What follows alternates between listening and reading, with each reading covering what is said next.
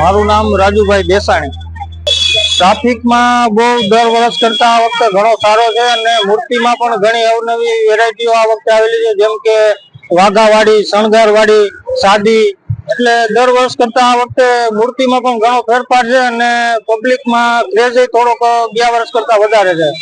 Starting ભાવ 200 રૂપિયાથી માંડીને તમે સમજો કે 10,000, 11,000 સુધીની અલગ અલગ પ્રકારની મૂર્તિઓ સાઈઝ પ્રમાણે ભાવ હોય છે।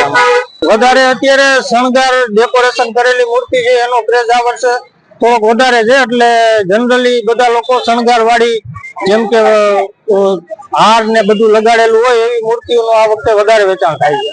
મૂર્તિમાં 200 થી ચાલુ થાય, પછી વેરાયટી પ્રમાણે સાઈઝ પ્રમાણે અલગ અલગ ભાવ હોય છે। 10,000, 11,000 સુધીની મૂર્તિઓ વેચાણ થાય છે।